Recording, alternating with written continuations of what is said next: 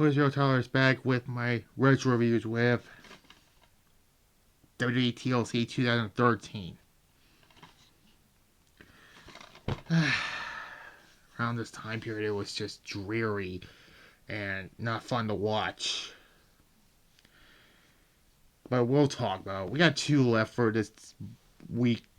The last two December reviews for the next 2 weeks. Starrcade 1999 and TNA Final Resolution 2009. Well, WCW Starrcade 1999, which is next week. I am looking forward to that show. And the other is TNA Final Resolution 2009, the last December review we're going to talk about. But anyways, let's talk about TLC 2013 now. December 15th, not 13th, December 15th at the Toyota Center in Houston, Texas. Yeah, it had 8 matches. And let me see. 1, 2, 3. And with 4 being for championships, 1 is unified, because let's talk about that one. So at Survivor Series, after Randy Orton defeated the Big Show, we'll talk about that show next year for my Survivor Series reviews. John Cena comes out, they hold their respective belts, and that leads to this main event match. John Cena says, because I believe it's time to have one champion, which this led up to the TLC match here at TLC. And here's my issue with this show. There's no tables match. There's no ladder match. There's no chairs match. Well, the chairs match is a stupid stipulated match anyways.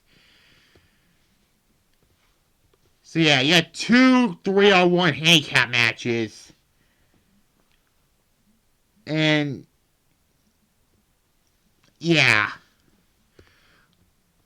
So yeah, and then before the show, before the introduction, the video package, it started off this pay-per-view. Triple H and Stephanie comes out. They talk about all the greats who held those world titles. The WWE and the big gold World Heavyweight Championship. Which is just, like, that's just so random. But anyways, let's begin with the first handicap match on this show. Yeah, first handicap match on this show. CM Punk defeats The Shield. That's Dean Ambrose, Seth Rollins, and Roman Reigns. It's kind of... it's kind of funny, because Punk and Roman are on separate sides here. Fast forward 11 years later, they're on the same team at War Games at Survivor Series last month. Yeah, it's so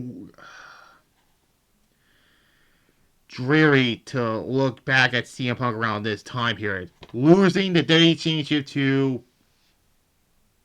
The Rock.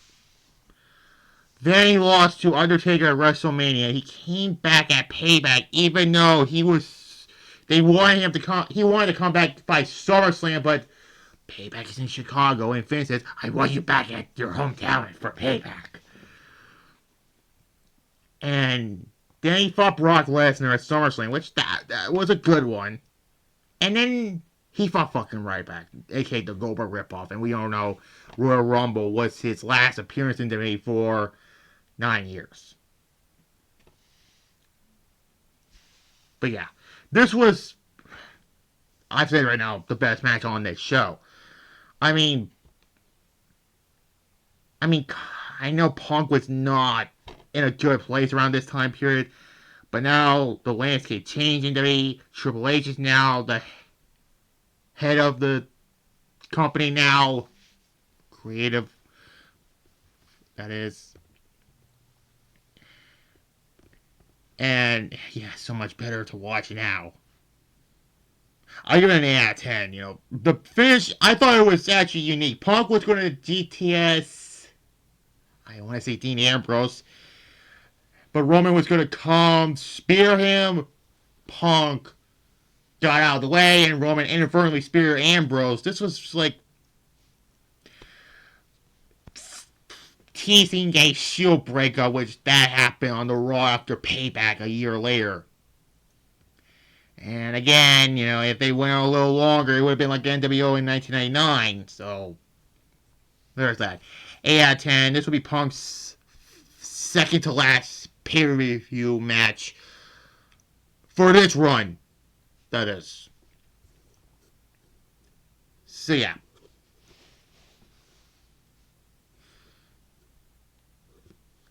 Anyways, match of the night. And we'll talk about... I forgot to mention I made the Sandwiches Member review last week, but I put in the comments, so you know what we were there. So I won't have to tell you. Anyways, next up is for the Divas Championship. How long was this belt deactivated? 3 years later? Yeah. Thank God for that. AJ Lee defeats Natalya to retain the Divas Championship. It was okay. It wasn't as terrible, actually. It was just okay. A 5 out of 10. That's all I have to say. Anyways, next up is for the Intercontinental Championship. Big E defeats Damian Sandow. Stay tuned this Sunday for my wrestling dumpster fires on his Money in the Bank failure run. That's on my main channel, by the way, so you know. But we're not talking about that one in this video. I'll talk about it in the dumpster fires this Sunday. That'll be the last dumpster fires of this year. I'll do more next month. Stay tuned for that. I don't know what I'll do. I'll probably do Savage's Awful 99 or the end of Randy Savage, perhaps in WCW, but well, not yet though. This was just a boring Intercontinental Championship match. I give it a 4 out of 10. It was just a boring Intercontinental Championship match. That's all I have to say.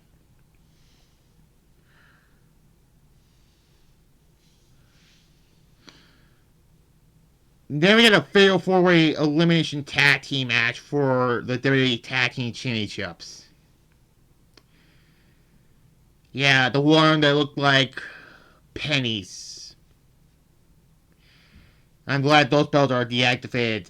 It doesn't matter which design it was, okay? They look like bad. They look bad. What? They look like bad. What am I talking about? Anyways. Cody Rhodes and Goldust defeats Big Show and Rey Mysterio. What? That's a random team. The Real Americans are Jack Swagger and Cesaro and Ryback and Curtis Axel. Oh, not the fucking Goldberg ripoff. I cannot. I hate him, really.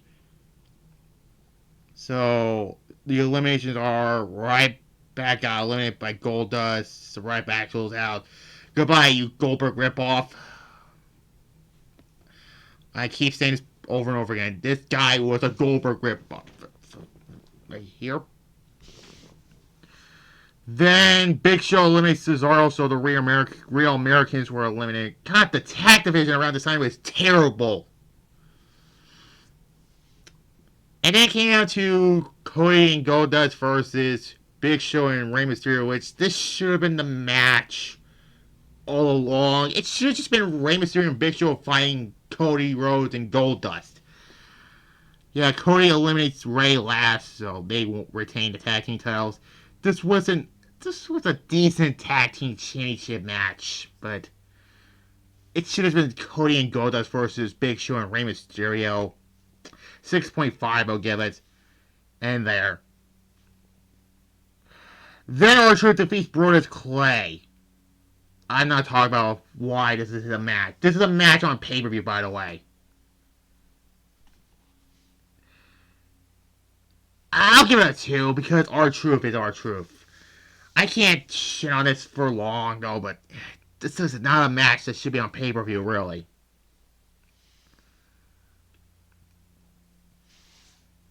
And then this match was billed during the pre-show of this pay-per-view. A no qualification match between Kofi Kingston defeating The Miz. This was not much of a no qualification match, really. It was boring. A 3 out of 10, I'll give it. It was boring.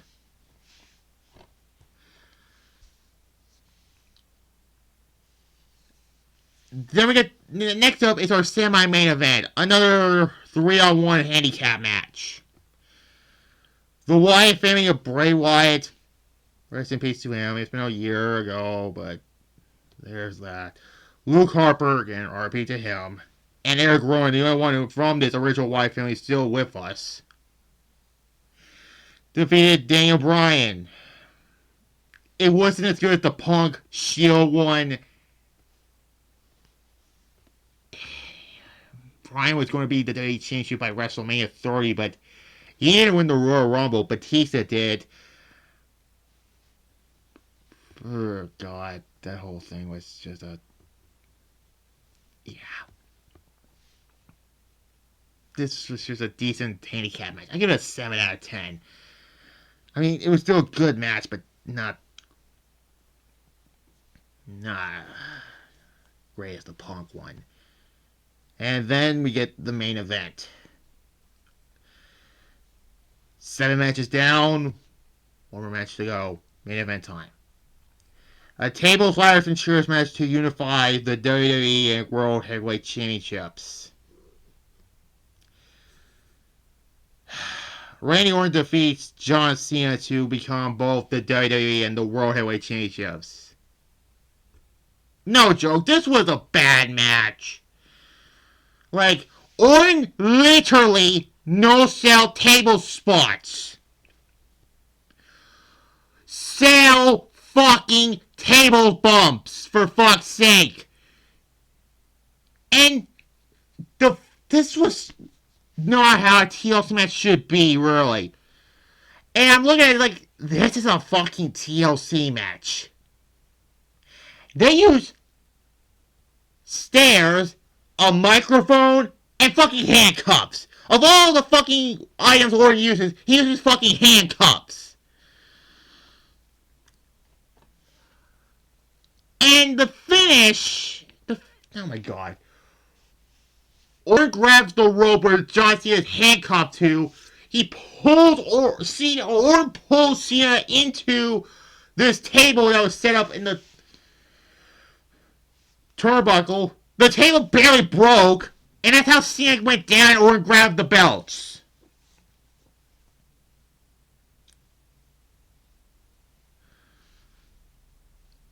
Yeah. This... I can't take this anymore, really. And John Cena's retirement is next year. WWE, please. Don't have Randy Orton be Cena's final opponent. I'm serious about that. Don't have Randy Orton be Cena's last opponent, because how many fucking times have we seen John Cena versus Randy Orton?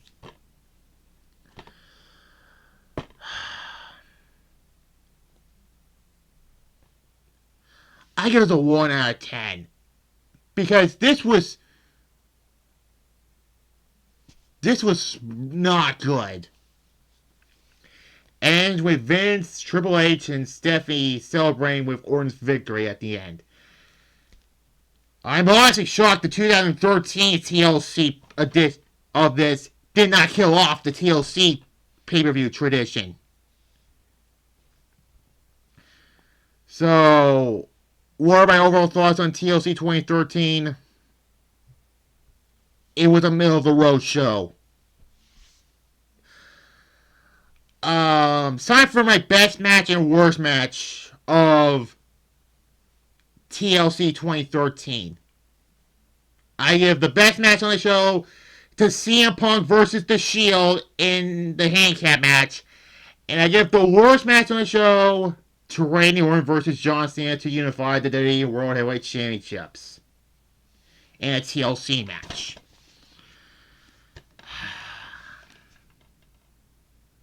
Overall, it's just a show that you watch it once, and that's basically it. And they spoiled it on the cover also. I give it a 6 out of 10. Yeah, I'll give it a 6 out of 10. So next week is the beginning of the end of Bret Hart's wrestling career over an accidental super kick. And yes, I said accidental super kick to this person next to me. Jeff Jarrett pulling double duty because Scott Hall got hurt.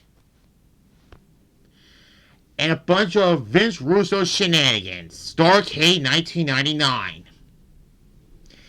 That's next week. So tomorrow will be my SmackDown review, and then Saturday I'll do a live review of Saturday night's main event. And there. And then Sunday I'll be the dumpster fires on Damian Sandows' awful Money in the Bank run in 2013. More on that. Subscribe to the notification bell on my main channel. So like this video, comment below, subscribe to this channel right here, include the notification bell also. And I'll see you next week for WCW Starrcade 1999. Bye-bye.